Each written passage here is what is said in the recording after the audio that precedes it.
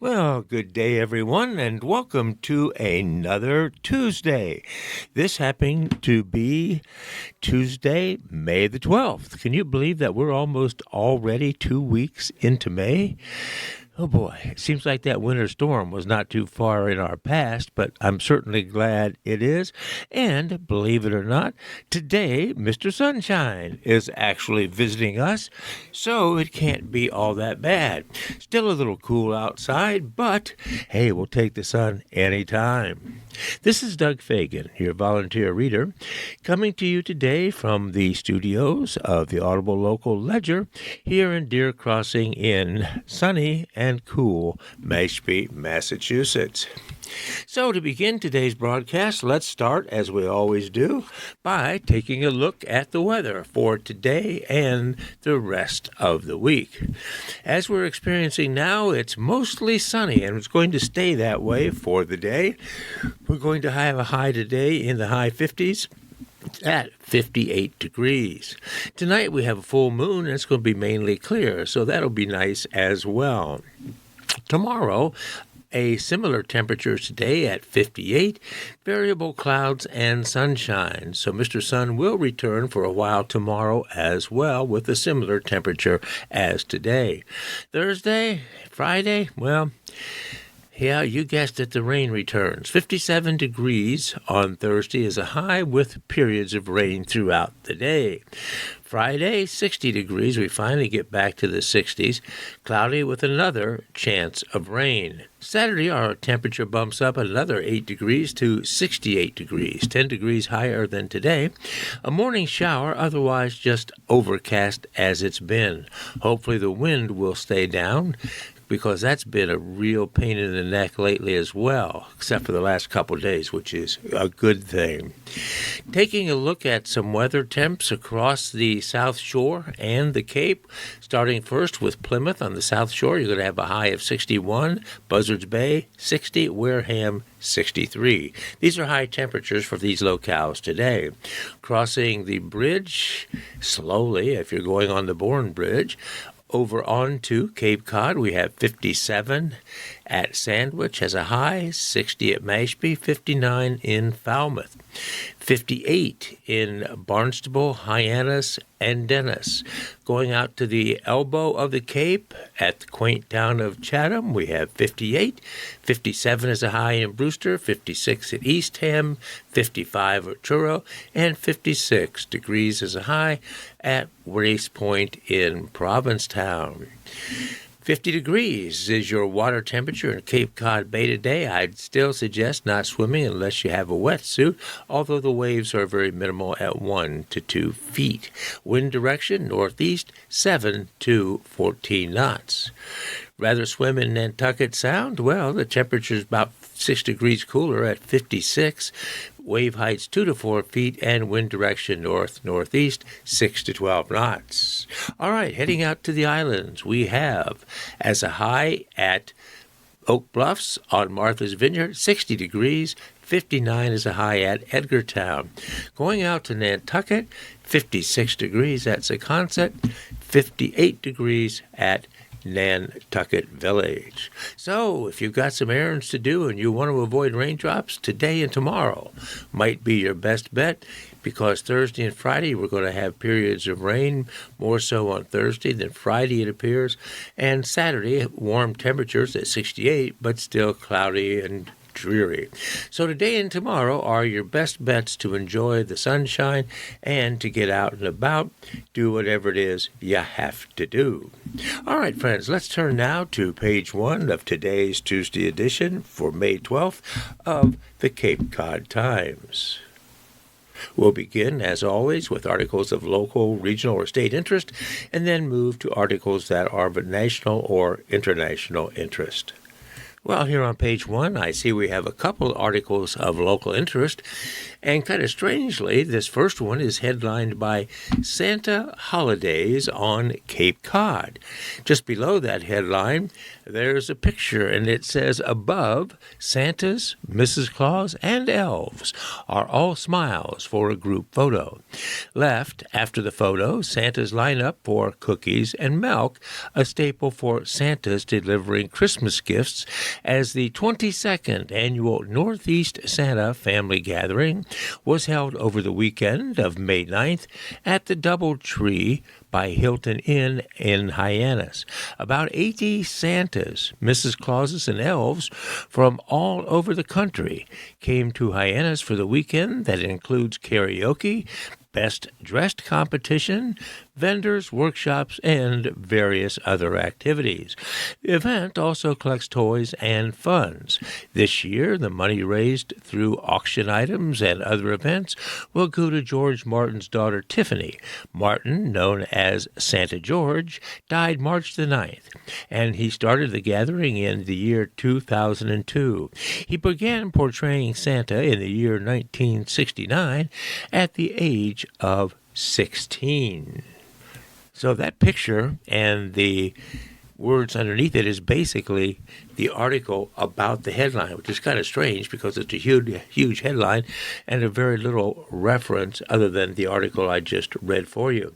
All right, so let's move on. This next headline article here on page 1 says new 29 million Department of Public Works building, town seal up for votes in Truro. This is by Marianne Bragg of the Cape Cod Times Network, and it has a picture, of course, of Truro Town Meeting voters on May 3rd who are voting on paying for a pilot test of electronic voting at the annual town meeting this year, 2026. Well, here's the article about the Truro Town Meeting. Truro Town Meeting voters can expect discussion on May 16th on a $400,000 proposal for a failing police and fire station septic system and a new $29 million public works building, new small business zoning for North Truro, and more items as well. Town voters will also be asked to approve a new town seal that an ad hoc town committee has worked to refine for 2 years. The current hand-drawn seal from the 1900s does not represent who we are, said committee chair Holly Ballard Gardner at the April 30th pre-town meeting. Truro has studied the successful town seal redesigns of Yarmouth, Aquina, and Mashpee as a reference for their new seal. The new design, proposed in Article 27 on the agenda as a general bylaw amendment, has a center image of Truro's high Atlantic coast cliffs facing the first light. Branches of pitch pine and white oak refer to the town's woodlands. The word Payomet, that's P-A-O-M-E-T, acknowledges the Wampanoag people who inhabited the land prior to Truro's 1709 incorporation date, and the dune and beach images retain the angle of repose of the current sea, according to the committee. The new design is not the committee's preference, Ballard Gardner said. It's the synthesis of what the town told us. At the Saturday morning town meeting, starting at 10 a.m. on the ball field of Truro Central School under a tent, town meeting members will be trying out an electric voting system with handheld devices rather than handheld slips of papers. Voters approved the trial last year to spend $20,000 to rent the equipment and the technical expertise for Saturday's meeting. At the end of that meeting on Saturday, voters will decide in Article 44 whether to recommend the Select Board to use electronic voting at future meetings. They have patterned this after the town of Mashpee, who uses electronic voting rather successfully. One Proposition 2.5 borrowing article is also on the agenda. One of the most highly anticipated proposals is the borrowing authorization for the new Public Works facility. Town meeting voters are seeking a vetted bid amount rather than estimated costs, and work could start as soon as the voters approve the measure, according to the Select Board. Both the Select Board and the Finance Committee, in unanimous votes, support the project. We have, over the course of several years, observed an exhaustive due diligence process on the part of the town, said Finance Committee member Michael Fee at the pre-town meeting. Still, residents at that meeting asked about cost comparisons with other towns and requested full disclosure of all expenses. The total cost is $29 million, and of that amount, town meeting already has approved $2.8 million in design and engineering fees back in the year 2023, leaving an amount of $26.2 million to pay for, according to Public Works Director Jared Cabral at the pre-town meeting. The Select Board will ask voters in Article 3, Section 14 to use $1 million in available cash to reduce the $26.2 million to an amount of $25.2 million. Then, Article 4 will request borrowing the $25.2 million for the new building at 17 Town Hall Road, where the current DPW building is, and across the road from Town Hall. The request for borrowing is above Proposition 2.5 taxation limits and will require approval at town meeting and at the May 19 town election. In the first year of borrowing for the $25.2 million, a median assessed home of $942,000 could result in a property tax increase of approximately $383 per year, according to estimates in the warrant. The new building is needed because expensive town-owned equipment sits outside because there is no indoor storage, according to proponent statements in the warrant. The current set of buildings on the DPW complex are from the 1960s through the 1980s and do not meet building or safety codes, or, in fact, they don't meet community needs. The buildings lack proper fire suppression, ventilation, access for service vehicles, and appropriate oil and chemical storage opportunities. Article 24 asks voters to approve acquiring an easement for a public water supply and well for the new Public Works building and town hall. The Finance Committee has also endorsed the project as one of a handful of initiatives on the warrant to help the town stabilize its budget. So, town budget proposals leads us into the next paragraph. The proposed omnibus budget in Article 1 for fiscal year 2027 is $28,450,125, which is 2.7% higher than the adopted fiscal 2026 budget. At the pre-town meeting, residents questioned in Article 3 the use of $400,000 for a new septic system for the police and fire station, and whether any expansion of septic capacity was planned. The answer was no. The building has 12 bathrooms, and the planned IA, or Innovative Alternative System, would only support the current conditions, Cabral said. A zoning proposal in Article 37 to create a Highland Shore Overlay District to encourage small businesses in North Truro was questioned at the pre-town meeting as likely to result in overdevelopment and lacking in local input. The proposal, requested by the Town Ad Hoc Zoning Task Force, was discussed at many public meetings that, according to Task Force member Ellery Outhouse, who said he grew up in North Truro and was sensitive to growth issues. A citizen petition, Article 39, seeks to repeal the vote in 2025 that created the Walsh Overlay District for a 69-acre town-owned parcel. The overlay district could permit development at a scale unknown and grossly excessive compared to limits set in earlier town meeting votes, that according to the proponent of the article. In considering the petition, the planning board voted 5-1 against the measure, and 3 other boards, including the select board, were fully against the petition. The petition would require a 2/3 vote to pass. All right, there you have it, friends, an overview of the upcoming town meeting set for later this month in Truro. The date of that meeting is May 16th. Here on page 1, friends, is another article of local interest. It's written by Heather McCarran of the Cape Cod Times staff, and it references Barnstable, the headline being, Barnstable Board to Send Letters on Shelter. Here's the article. After weeks of mounting public pressure and continuous debate, the Barnstable School Committee has agreed to send a letter outlining its concerns about plans to move a regional homeless shelter to a new spot not far from a local elementary school.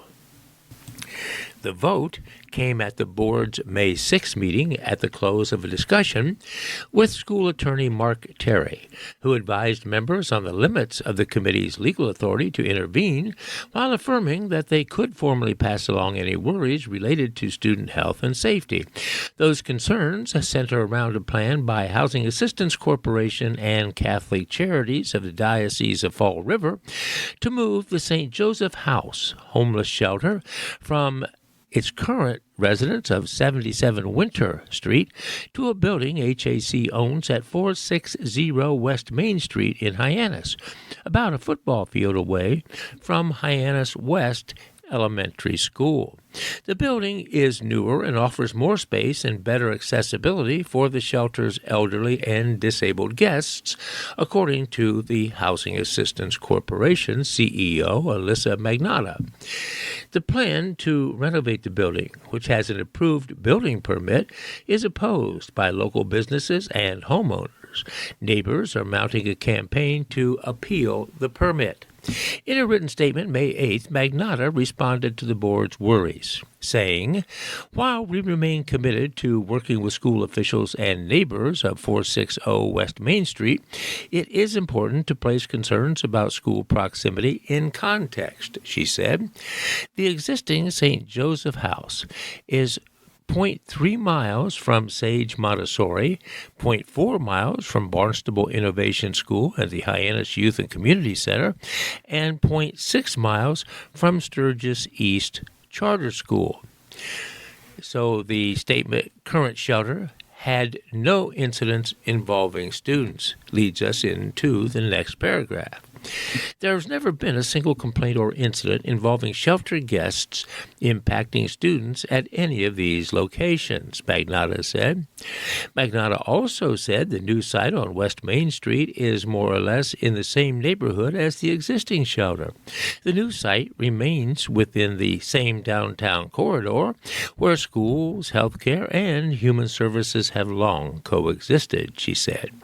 The relocation does not create a new proximity issue, but instead moves the shelter into a purpose-designed facility. We remain firmly committed to safety for both community members and shelter guests. During their board meeting, school committee members focused on much of their discussion on the issue of student safety, supervision, and the potential financial effect on the district if additional security is necessary. Terry said the committee has no standing to intervene with permitting or any appeals related to the shelter plan, which resides within the municipal side of town government.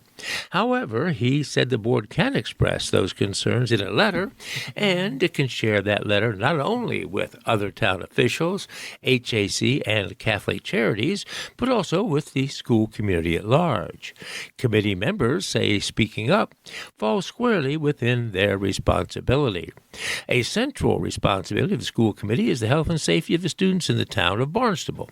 That is most certainly our authority. That's the lens in which we're looking at this issue, said board member Andre King, as she questioned the logic of placing a shelter near a school. Committee member Mike Judge is concerned about the shelter's operations and the supervision of its clients. Guests of the current shelter have typically had to vacate the facility until evening, he said. Shelter authorities have said they will make sure release and entry times don't coincide with school start and dismissal times, but Judge said his biggest worry is about recess. Judge suggested the nearby woods could be a place where shelter guests could end up hanging around. He also wondered about the cost of additional security, including fencing and campus monitoring. Fellow board member Jennifer Cullum questioned whether the committee was being left in a purely reactive position. To what extent are there proactive things that we can do to ensure the community that we are concerned, she asked.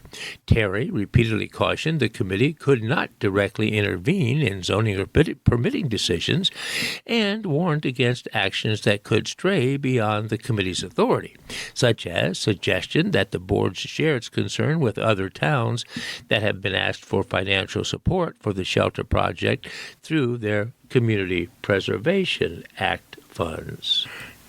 There is something that's called the tort of interference with contractual relations, he said, which makes disruption of project funding or development by outside parties a civil cause of action.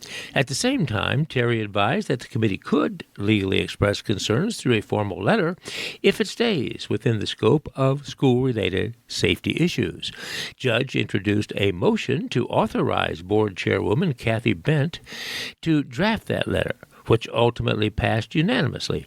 Bent afterwards clarified that Terry and the rest of the board would review any draft before it is sent out to anyone. I think you all know that when it's sometimes something of this magnitude, I always do run it by the appropriate council and people in the district, she said. All right, friends, that concludes that article related to the relocation of what basically, seemingly some people think to be a move of a homeless shelter to a new spot not far from a Hyannis Elementary School, and the board's concerns about that move relative to student safety. All right, we are now moving on. All right, friends, at this point, let's divert from the newspaper a little bit here and take a look at the various lotteries and lottery results, starting first with the two big ones, the Mega Millions and the Powerball jackpots. Mega Millions has a current jackpot of $232 million. The next drawing will be today at 11 o'clock this evening. The most recent numbers were drawn this past Friday, the 8th of May, and here are those winning numbers. Obviously, with a jackpot of $232 million, nobody has won recently. So the winning numbers from last Friday were these: 37, 47, 49, 51, 58, and a mega ball of 16. Again, 37, 47, 49, 51, 58, mega ball of 16. Now turning to the Powerball, where we have a jackpot of $69 million, meaning no one has won the most recent drawing, which was held again on Monday of this week, just yesterday, the 11th of May. Here are the winning numbers from that drawing: 24, 30, 37, 56, 64, and a Powerball of 7. Again, 24, 30, 37, 56, 64, and a Powerball of 7. All right, how about the Millionaire for Life drawing, which offers $1 million a year for a person's duration of life? That drawing was held yesterday. The winning numbers in that Millionaire for Life drawing are these: 42, 45, 46, 48, 56, and a Millionaire for Life ball of 3. 42, 45, 46, 48, 56, Millionaire for Life baseball of 3. All right, Mega Bucks has a jackpot of $17.55 million. The winning numbers drawn yesterday, the 11th of May, were these: 4, 7, 15, 20, 24, 25. 4, 7, 15, 20, 24, 25 for the Mega Bucks drawing. Mass cash of drawing held yesterday, both at noon and the evening. The midday drawing for mass cash, which has a $100,000 top prize, were these: 2, 8, 23, 25, and 27. 2, 8, 23, 25, and 27 for the midday mass cash drawing held yesterday. And the evening drawing for mass cash, winning numbers were these: 6, 7, 12, 21, 29. 6, 7, 12, 21, 29 for the evening drawing of mass cash. Numbers game also have a midday and a evening drawing. Yesterday's midday drawing numbers were these: 7410. 7410 midday numbers. And for the evening drawing, 7243. 7243 for the evening numbers drawing. All right, friends, that concludes our brief look at the lottery results from the most recent drawings. And for those of you who do play, I wish you, as I always do, good luck, players. Well, we're turning to page 3 now, friends, the Cape and Islands page. And we have one article here amongst a myriad of advertisements and pictures, so I'll read the one article to you, which has a pertinent reference to the town of Chatham. It says, meet the 4 residents running for a seat on the Chatham Select Board. This is by Zane Razak of the Cape Cod Times Network. Here's the article. 4 candidates are running for 1 seat on the Chatham Select Board in the May 14 annual town election. The term is for 3 years. The candidates are Randy Potash, Brian Phillips, Carol Gordon, and Meredith Fry. Incumbent Shireen Davis is not running for re-election, thus the open seat. Polls are open from 7 a.m. in the morning to 8 p.m. at night at the Community Center located at 702 Main Street. The Times asked the candidates for biographical information and answers to 4 questions. The candidates are listed alphabetically by name. First candidate is Meredith Fry.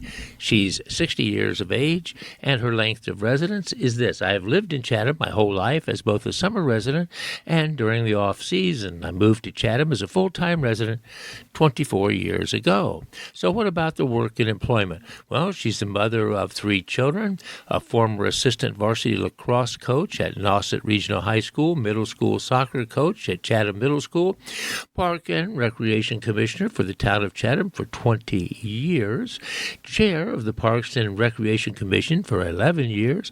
Prior to moving to Chatham year-round, she was a varsity lacrosse coach at New Canaan High School in New Canaan, Connecticut, sales associate for Garden Design Magazine in Westport, and worked in production at ESPN, producing sporting events in New York City. Working in production for Coca-Cola High School Sports Week at Madison Square Garden Network in New York City. Her education is she has a degree from Denison University in Ohio with a Bachelor of Arts in Communication. Her civic experience, she served 20 years as Park and Recreation Commissioner for the town of Chatham, chair of the Parks and Recreation Committee for 11 years. So what are the key strengths and weaknesses of Chatham? Well, Chatham's greatest strengths are its community, beaches, coastline, conservation lands, and tourism. Chatham's greatest challenges are the cost of living, affordable, attainable housing, maintaining a year-round economy, and managing the rising costs of infrastructure and coastal resilience. Also, the rising cost of the Monomoy School District. If elected, what are the top 3 issues you want to address? How do you plan to address those issues? Cost of living today is an all-time high, especially on the Cape. One of my top priorities will be cutting costs for residences and businesses. I'll explore opportunities to regionalize services with surrounding towns to maximize efficiencies and to lower expenses. A good example would be the Monomoy education system. I will commit to working with the state and apply to any and every funding or grant opportunity available to make our tax dollars go further. I want to research the residential tax exemption and or other financial reliefs to target the year-round residents and families who really need it. Our small businesses are the lifeblood of our community. Revising and streamlining local regulation and taxes on businesses to cut down from their operating costs and thus cost to our consumers will be a top priority of mine if elected. Without affordable, attainable housing, Chatham risks becoming a seasonal resort with no permanent community. We're losing young families who cannot afford to live here. Many essential workers, including teachers, police, restaurant staff, and healthcare workers, cannot afford to live in town. Businesses struggle to hire employees because of long-distance commutes. I'm currently part of a small working group dedicated to help solve the housing crisis. Our schools are regionalized. Chatham and Harwich need to think about regionalizing affordable housing. Maybe we can accomplish this with the help of the Massachusetts State Senator, Julian Cyr. Property values, tourism, and safety all depend on protecting the coastline. We must protect Chatham beaches and coastal infrastructure to ensure our future. This looks like investing in flood mitigation and shoreline protection and supporting sciences-based planning for sea level rise. Chatham needs to work with the state and apply to any and every funding and grant opportunity to make our tax dollars go further. Our beaches and coastline are our most precious yet fragile assets. Chatham's wastewater project is one of the largest and most important infrastructure efforts in the town's history, and we need to reduce nitrogen pollution and protect our coastal waters and ponds. Rising costs at Monomoy Regional School District include Chatham Elementary School. They aren't about overspending in the classroom. The costs are driven by rising health insurance, benefits, and limited state aid. That means local taxpayers are carrying more of the burden every year. We need to focus on small budgeting, regional efficiency, and advocating for more state support. Chatham needs to protect our educational quality without putting unsustainable pressure on its residents. So what skills and interests or experiences make you the best candidate? She says, I'm running for the Chatham Select Board because I care about Chatham and its community. Chatham is my home. I bring 20 years of hands-on town leadership, deep community involvement, and a practical experience managing recreational, public safety, and community spaces. I understand Chatham's challenge, and I've spent decades working directly with town resident staff and local organizations to help solve them. I'm ready to step up and serve at the next level. And friends, that's the first candidate of 4, and I read these to you because I think you might find their responses to the various concerns in their particular town very common to what you in your particular town might be experiencing as well, since we all have common concerns about water quality, protecting our town beaches, education, affordable housing, etc. That's why I'm reading these to you, even though they're specific to Chatham, as they may well pertain to your community interests, needs, and concerns as well. The next candidate is Carol Gordon. Her length of residence, 27 years. Her work employment is a nurse, Chatham small business owner, and a personal trainer. She has an education by St. Joseph Nursing School in Pennsylvania, sales, advertising, and marketing, civic experience. She is currently serving a second term on Chatham's Board of Health. And she served on Chatham's Historic Business District Committee. The South Chatham Village Association, she's the founder and president for 26 years. She's been on that committee. South Chatham Public Library, she's the vice president, orchestrated a town hall meeting featuring a select board member. South Chatham's Historic District designation success with Emmett, Massachusetts, and local approvals. She's been an organizer of the Chatham Select Board Candidates Election Forum in 2025. So she was asked this question: what are the key strengths and weaknesses of Chatham? Well, Chatham's strength, she replies, is in its residents' commitment to and involvement in town government. What makes me the most proud is when Chatham's community pulls together to help one another in times of need. For example, the blizzard, fundraising efforts, housing, and senior concerns. What weaknesses? Well, promoting residents' involvement on committees and boards' progress for success in in reaching its goals. Sewer projects, water quality and supply. Clear and transparent communication with residential involvement on issues. Throughout, or rather thoughtful, affordable, and attainable housing designs and implementation, the dramatic increase in the town budget and personnel, and how that is negatively affecting the people who live here. It costs too much to live here. Those are my concerns about the negativity of Chatham.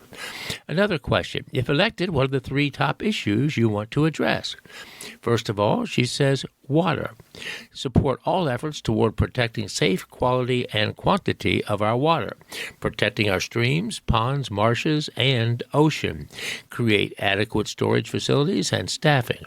B, affordable, attainable, and senior housing would be a second concern, ensuring the community's goal of creating quality and quantity of year-round housing for Chatham's workforce and for senior citizens. Work to be sure we have more attainable housing for our young families as well, seniors and our workers, with a sound process of development. And housing that fits into the environment of Chatham and provides measures to ensure the safety of its residents. A third concern would be the airport, to have an airport accessible to the town of Chatham while considering the effects it has on the neighboring community. And next question: if elected, how do you plan to address those issues? She says, I will have scheduled office hours and be available to Chatham residents 7 days a week. For the water, I will encourage people to make conscious decisions about their environment and involvement in town government by working with the Friends of Chatham Waterways and other environmental groups. I will educate our residents as to choices in keeping our water supply safe. I will support and encourage the summer water bans of watering conservatively as we all draw from the same aquifer. As to housing, community engagement, involvement in design, location, and implementation of housing developments, choosing appropriate developers that value and respect Chatham's needs, create more community outreach and developing solutions, perhaps by reusing empty buildings and turning them into housing. Being vigilant about overdevelopment, being aware about the sustainability of the Cape, local affordability for people who work and live here. As to the airport, healing relationships between airport officials and the community by creating ongoing forums for community engagement and keeping Chatham Municipal Airport, keeping it a small town airport with no large planes. Work with the Airport Commission to implement friendly hours with aviation and community involvement. And 4, as a question, what skills, interests, or experiences make you the best candidate? She answers, I have spent my entire life in service to others as a nurse, personal trainer, author, small business owner, and community developer, evidenced by the creation of the South Chatham Village Association 26 years ago. I consistently bring people together for the common good by listening and gathering at all the information necessary to create positive outcomes. While serving on the Board of Health, I have brought many residents' concerns to the forefront and opened them for discussion and resolve. As a small business Chatham owner, I understand the challenges involved in being successful. I have no personal agenda and am beholden to no one except the citizens of Chatham. I bring an independent and critical thinking view in representing all decisions affecting Chatham. I promise to protect Chatham's vital natural resources, foster strong stewardship of finances, maintain a vital economy, and the preservation of our fishing industry and maritime heritage. It would be an honor and privilege to serve as your representative on Chatham's Select Board. All right, friends, that's 2 of the 4 candidates. And as you can see in looking at these responses from the candidates, there's a lot of commonality for what are concerns in Chatham relative to other Cape towns, especially with affordable housing, maintenance of healthy water supply. Affordable housing is an issue all throughout the Cape, as is the water. All right, let's move on to the 3rd candidate, who is Brian Phillips. These are candidates, again, for the Chatham Select Board. His age is 39, and he has been a length of resident for 35, including work employment. He has 35 years in Chatham. He's transportation services, moving furniture, landscaping, other various manual labor. As for his education, Rocking Unicorn, I'm not sure what that means, Chatham Elementary, Chatham Middle School, Chatham High School, Hebron Academy, the University of Northern Colorado. His experience, civic experience, is as an airport commissioner. So the first question, what are the key strengths and weaknesses of Chatham? His response: the strength of Chatham is its people. It's a close-knit community with the foundation being a working-class people that prioritize education and the arts. People help each other. The weakness is the lack of year-round housing, especially home ownership opportunities. 2, if elected, what are the top 3 issues you want to address? He answers: affordable housing, protecting our natural resources, projects and programs that benefit the community.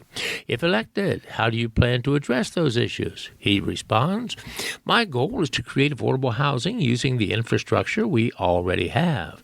This can be done with residential tax exemptions, purchasing year-round deed restrictions, adopting MGL CH59, Section 5.0, which allows the Select Board to set up a program that gives homeowners who rent to year-round residents a break.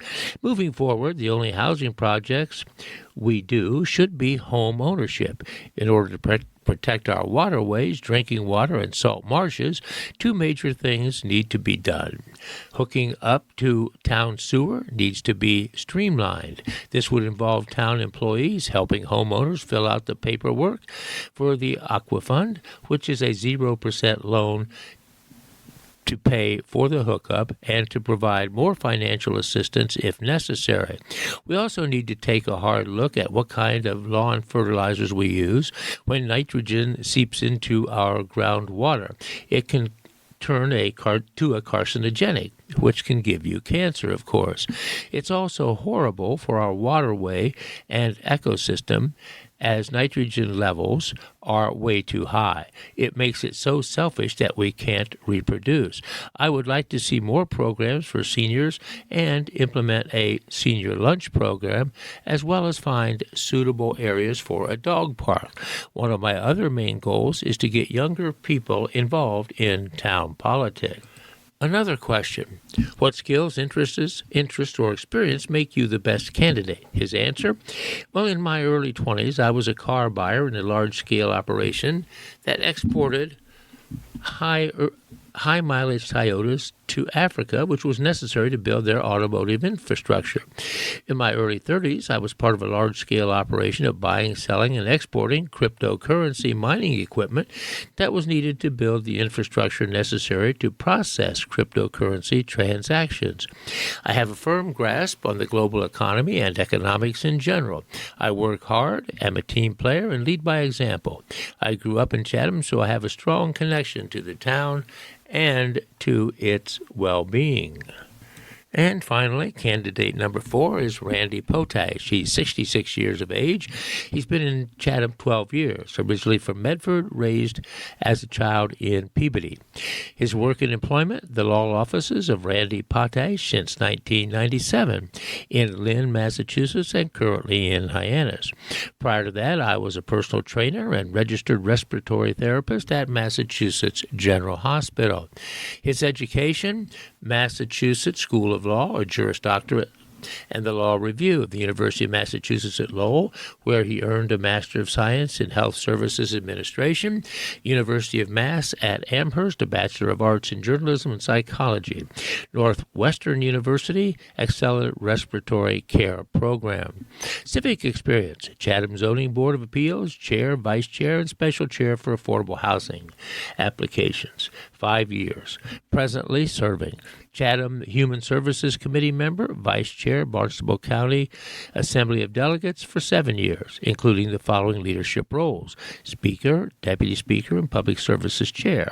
Board of Directors of Cape Mediation. I've been a mediator since the 90s in Essex County and since 2014 here on the Cape. Chatham Bikeways Committee volunteer, lawyer for We Can, volunteer for Habitat for Humanity, volunteer for First Night in Chatham. So, to Mr. Potash, what are the strengths and weaknesses of Chatham? His response: the key strengths of the town include the people's willingness to be involved with the town boards and committees as volunteer citizens, the walkable downtown quaint community, and the tight-knit year-round residents who enjoy the list of amenities, yet give back to the town generously. The key weaknesses of the town include that, given it's surrounded by coastline, the town is vulnerable to storms, hurricanes, and substantial erosion. In addition, there's a shortage of attainable and affordable housing and ongoing concerns about adequate potable water during recent droughts and during the summer season when the population of Chatham quadruples. Next question. If elected, what are the top 3 issues you want to address? Well, the above issues and our weaknesses are the areas I'm most concerned about addressing. 3. If elected, how do you plan to address those issues? His answer: I plan to address the issues by supporting affordable, attainable housing additions that provide for home ownership, not-for-profit applicants with unique site plans that hit the town's character. I'd vote accordingly when faced with decisions about housing. I would support bylaw changes that are proactive for the environment, and I would support taking a regional approach to property and effectively addresses the threats and expenses of climate change.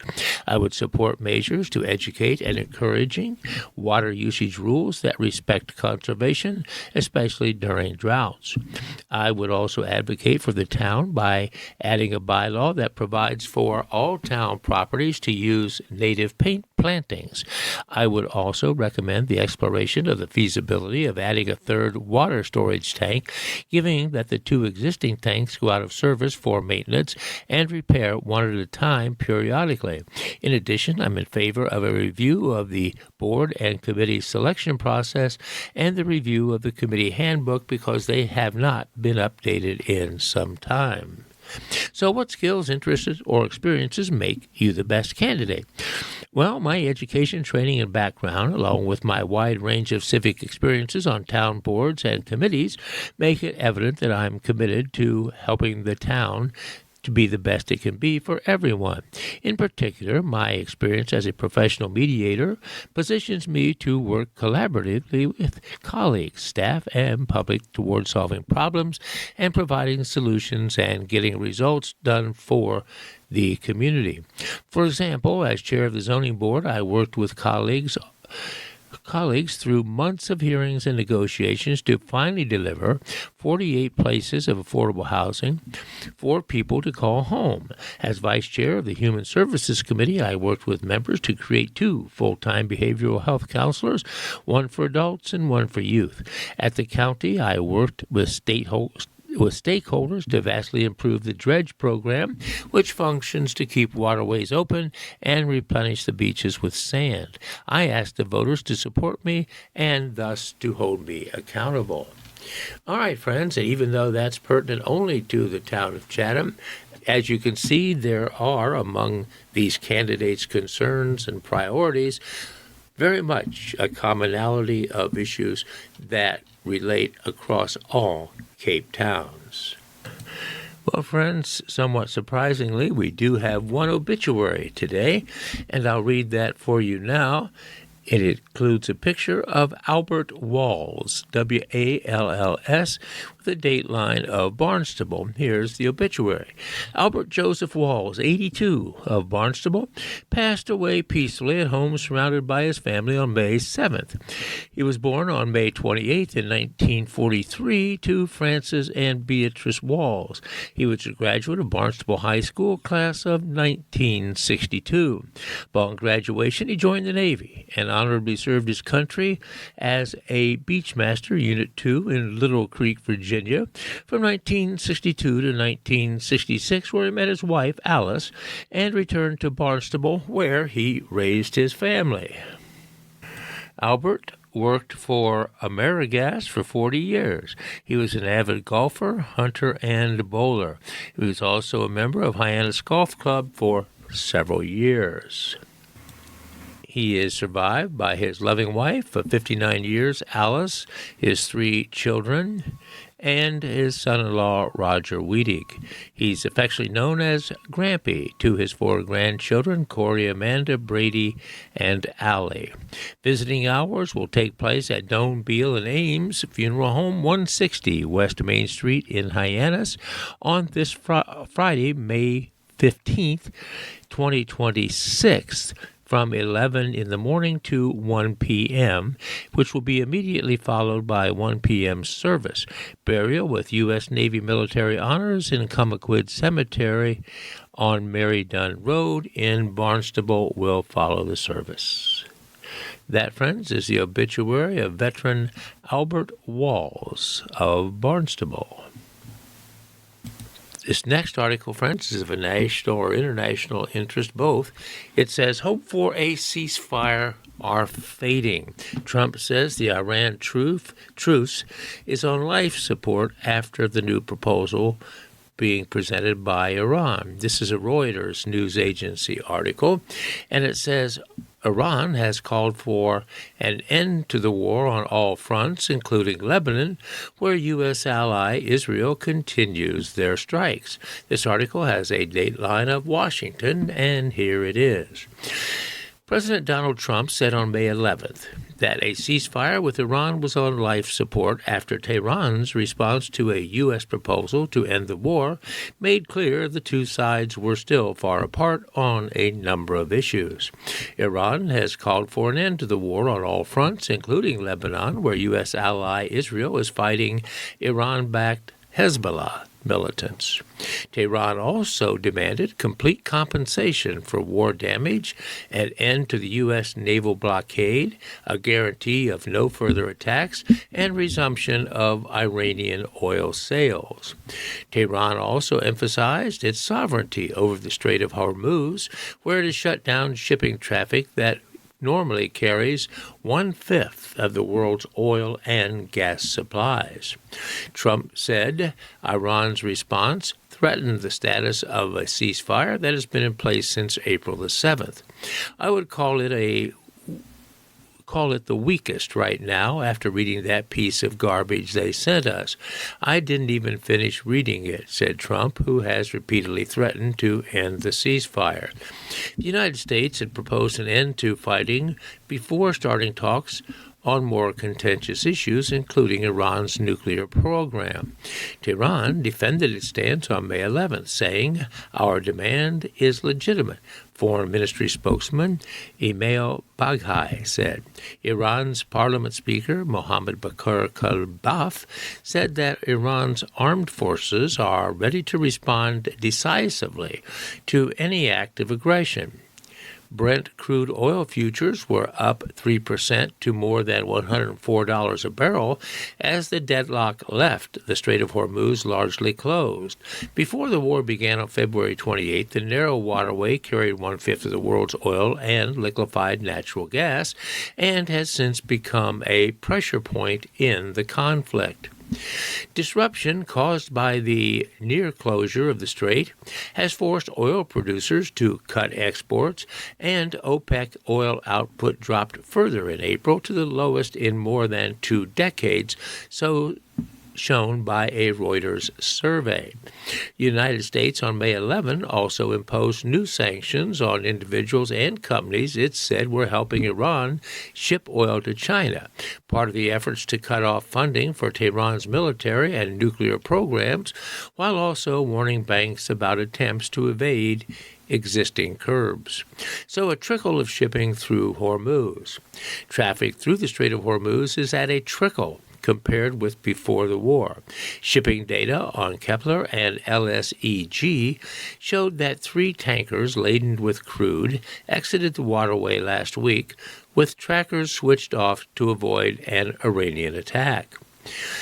A second Qatari LNG, liquid natural gas tanker, was attempting to transit the strait, the data showed, days after the first such cargo crossed under an arrangement involving Iran and Pakistan. Sporadic flare-ups around the strait in recent days have tested the ceasefire. Iran's spokesperson seized on the mounting discontent in the United States, warning that a prolonged war would deepen the burden on Americans. The longer they drag their feet, the more American taxpayers will pay for it, he said in his post on X. Washington has also struggled to build an international support, with NATO allies refusing to send ships to reopen the waterway without a full peace deal and an internationally mandated mission. So Azam Azad, an Iranian teacher, walks to class where she teaches via webcam and online with students at a girls' school in Tehran on May 11th. With the outbreak of the war and insecurity in Tehran, classes are being held without students in person and are being held online. There's a picture accompanying that statement. Hakan Fidan, the foreign minister of Turkey, which has been liaising closely with the United States, Iran, and mediator Pakistan since the start of the war, will hold talks in Qatar on May the 12th on the conflict and ensuring navigational safety in the strait, a Turkish diplomatic source said. The war is also exposing rifts within the Middle East, with some U.S. allies taking a more direct role in the conflict. The United Arab Emirates, which has borne the brunt of Iranian counterattacks, has carried out military strikes on Iran. The Wall Street Journal reported on May 11th, citing people familiar with the matter. The strikes, which the UAE has not publicly acknowledged, included an attack on a refinery on Iran's Lavan Island last month, the journal said. Reuters could not immediately verify the report. At the time of the April 8 strike on Lavan, the National Iranian Oil Refining and Distribution Company called it an enemy attack. The next day, Iran's Mizan news agency reported it was carried out by Mirage fighter jets used by the UAE. Trump is expected to arrive in Beijing, China on May 13th, where Iran is set to be among the topics discussed with Chinese President Xi Jinping. Trump has been leaning on China to use its influence to push Tehran toward a deal with Washington. All right, there you have it, a reference to what's going on currently in the Strait of Hormuz and with the Iranian peace talks and the status of the current ceasefire. All right, friends, as we come to the conclusion of today's broadcast, let's take a quick look briefly at the standings in the various sports leagues. First, in Major League Baseball, in the East Division, which your beloved Boston Red Sox reside, they are, of course, in last place of the 5 teams involved. They are 10 games out of first place, trailing Tampa Bay and the New York Yankees, who are in second, 2 games behind Tampa Bay. In the Central Division, Cleveland, a typical power in that division with a record of almost 500, is only leading that division by 1.5 games over the White Sox. In the Western Division, the Athletics are leading that division, the Oakland Athletics, Seattle trails by 2 games. In the National League in the East, Atlanta leads Philadelphia by 9, and Miami and Washington by also 9. Looks like they're starting to run away with that division. In the Central, the Cubbies of Chicago lead the division with a record of 27-14, leading Milwaukee by 3.5 games, as well as St. Louis by 3.5. And in the Western Division, surprisingly, San Diego has now taken the lead. The Padres have a 1/2 game over perennial favorite, the Los Angeles Dodgers. All right, friends, that's a very quick look at Major League Baseball, and we are at the conclusion of today's broadcast. This has been Doug Fagan, your volunteer reader, thanking you for the privilege of your time and letting you know it's been my pleasure and privilege to read for you today, and I look forward to doing so again next Tuesday. Until then, stay happy, stay healthy, and so long for now.